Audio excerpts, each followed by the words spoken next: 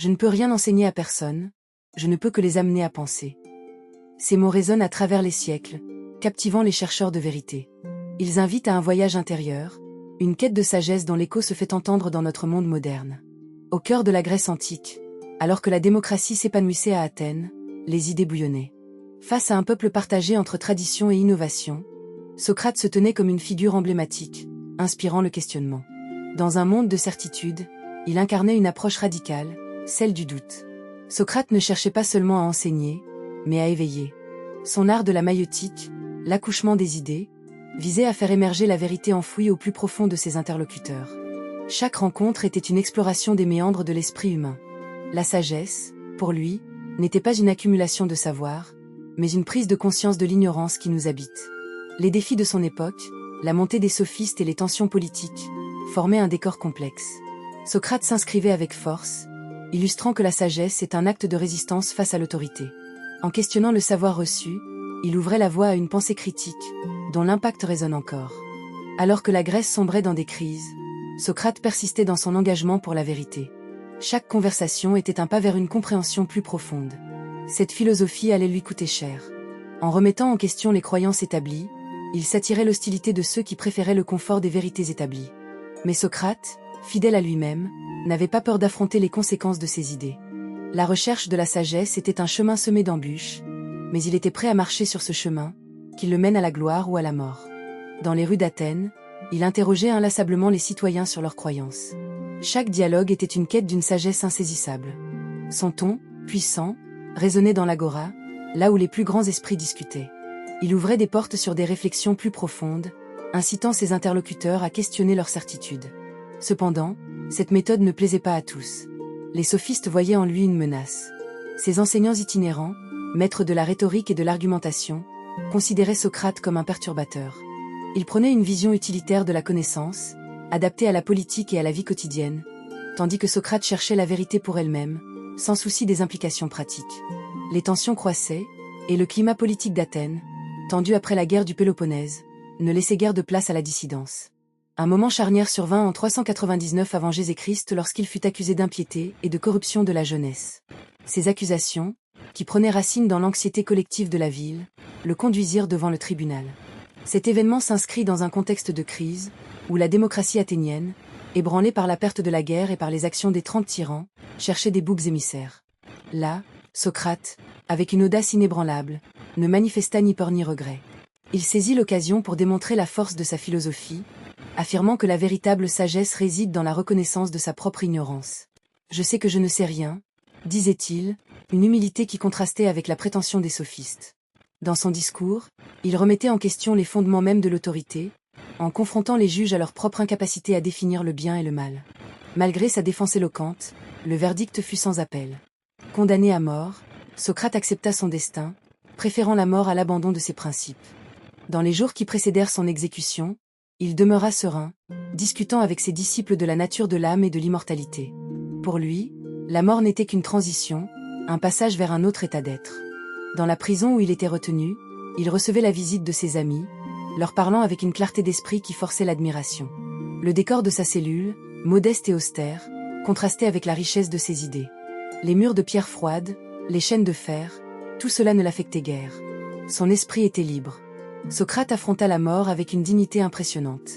Dans ces derniers instants, il invita ses disciples à réfléchir sur la valeur de la vie et de la mort, leur laissant une empreinte indélébile. Au moment où le poison lui fut administré, il observa, avec une calme détermination, que la mort n'était qu'un sommeil sans rêve. « Ne craignez pas la mort, disait-il, car elle n'est rien d'autre qu'une libération de l'âme. » Ces mots, empreints d'une sagesse profonde, résonnèrent dans les cœurs de ses disciples, les incitant à poursuivre sa quête inachevée. L'héritage de Socrate transcende son époque. Sa méthode, le dialogue dialectique, influença des siècles de pensée philosophique. La dialectique, qui consiste à questionner pour arriver à la vérité, devient le fondement même de la philosophie occidentale. Platon, son élève, s'efforça de transmettre sa pensée dans des dialogues qui capturent l'essence de ses idées. Le célèbre Apologie de Socrate illustre à quel point son maître a défié les conventions, posant des questions qui continuent à hanter notre réflexion aujourd'hui. Son insistance sur le questionnement et l'importance de la réflexion critique devint le fondement de la philosophie occidentale.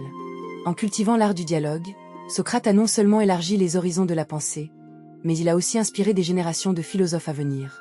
Aristote, Descartes, Kant et tant d'autres, tous ont puisé dans l'héritage socratique pour alimenter leurs propres réflexions. Leur propre quête de vérité, bien que distincte, porte les marques indélébiles de la pensée de Socrate. Dans notre monde, son appel à la sagesse demeure pertinent. Socrate nous rappelle que la quête de la connaissance est un voyage interminable, nécessitant courage et détermination. Chaque question que nous posons, chaque certitude que nous remettons en cause, est une résonance de son héritage. Au-delà des siècles, son esprit continue de vivre, non seulement dans les livres de philosophie, mais aussi dans le quotidien de chacun d'entre nous. Ainsi, à chaque instant où nous choisissons de questionner, d'écouter, de dialoguer, nous faisons vivre l'héritage de Socrate.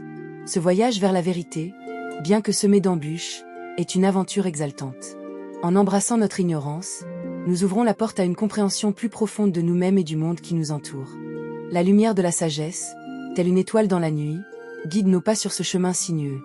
Dans l'écho des questions que nous posons, nous retrouvons non seulement la voix de Socrate, mais aussi notre propre potentiel de grandir et d'évoluer. Dans l'Athènes du VE siècle avant Jésus-Christ, un monde de contrastes et de tensions prenait forme. Les idéaux démocratiques, bien que glorifiés, coexistaient avec des réalités sombres. Les conflits internes, la guerre de Péloponnèse et la défaite de la flotte athénienne en 404 avant Jésus-Christ avaient laissé des blessures profondes. Les sophistes, figures centrales de cet environnement intellectuel, prenaient le devant de la scène, prenant une forme de sagesse pragmatique qui séduisait une population traumatisée par la guerre. Socrate, cependant, ne se contentait pas de suivre cette voie. Il s'engageait dans des discussions philosophiques passionnées, arpentant les rues d'une ville où la démocratie vacillait. Au sein de l'agora, il s'attaquait aux croyances établies avec une curiosité insatiable. Chaque interlocuteur devenait pour lui une page vierge, un terrain de jeu pour ses idées. Il posait des questions déstabilisantes, comme « Qu'est-ce que la vertu ?» ou « Quel est le sens de la justice ?» Il ne se contentait pas d'accepter les réponses convenues. Pour lui, chaque réponse était une invitation à explorer plus avant, une porte vers un univers de réflexions infinies. La profondeur de son approche se manifestait dans des moments d'échange. Imaginez Socrate, entouré d'un groupe de jeunes Athéniens, leurs regards brillants d'enthousiasme et d'inquiétude. Il leur demandait « Que signifie être un bon citoyen ?» Les réponses fusaient, mais il ne laissait jamais une réponse inexplorée. Au fur et à mesure que la discussion avançait, il amenait ses interlocuteurs à remettre en question leurs propres croyances, à affronter leurs propres contradictions. Dans cette danse intellectuelle, Socrate ne cherchait pas à gagner un débat, il cherchait à éveiller les esprits, à libérer les consciences. Cette méthode socratique, bien qu'efficace, ne manquait pas d'ennemis. Les sophistes, dont la rhétorique brillait par son opportunisme, voyaient en lui un danger. Ils misaient sur l'éloquence et le charme, tandis que Socrate revendiquait la profondeur des idées. Cette tension culmina en 399 avant Jésus-Christ, lorsque le tribunal athénien le condamna à mort, accusé de corrompre la jeunesse et de ne pas respecter les dieux de la cité. Dans l'ombre de cette condamnation, Socrate demeura imperturbable. Il continuait à philosopher, à discuter avec ses amis et disciples, leur révélant que la mort, loin d'être une fin, pouvait être le début d'une nouvelle compréhension.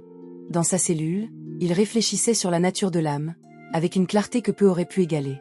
Le cadre austère de sa détention, les barreaux de fer et les murs de pierre, formaient un contraste saisissant avec la richesse de sa pensée. Il rappelait à ses disciples que la sagesse ne se trouve pas dans la richesse matérielle, mais dans la quête incessante de la vérité. Le jour de son exécution, alors que le poison lui était présenté, il se leva, serein, et dit à ses amis « Je vous laisse le corps, mais jamais l'âme. » Cette déclaration, empreinte d'une tranquillité héroïque, marquait la fin d'une vie dédiée à l'exploration du savoir.